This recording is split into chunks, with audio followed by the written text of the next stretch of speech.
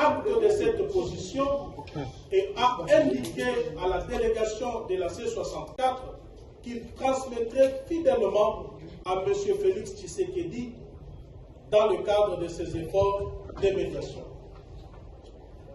5. Que personne ne se méprenne. En acceptant cette invitation, la C64 n'a ni négocié ses convictions, ni marchandé son combat.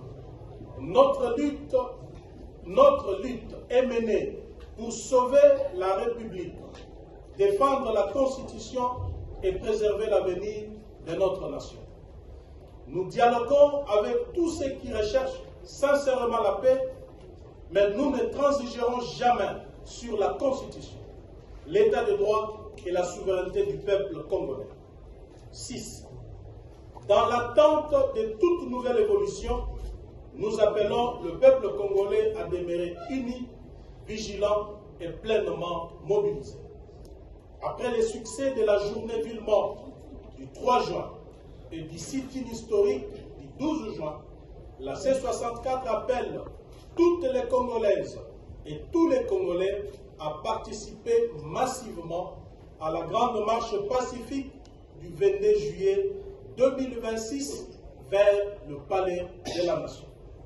Cette marche dira non au coup d'État constitutionnel, non à la confiscation de la souveraineté populaire, non à la guerre permanente et à la mauvaise gouvernance. Elle dira oui au respect de la Constitution, oui à la paix, à la justice et à l'alternance démocratique. Elle exigera enfin la démission de M. Félix Tshisekedi parce qu'il a trahi son serment constitutionnel.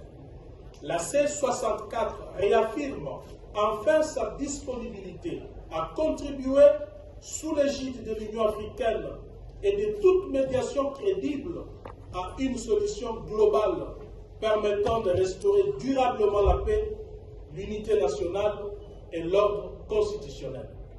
La souveraineté appartient exclusivement au peuple congolais.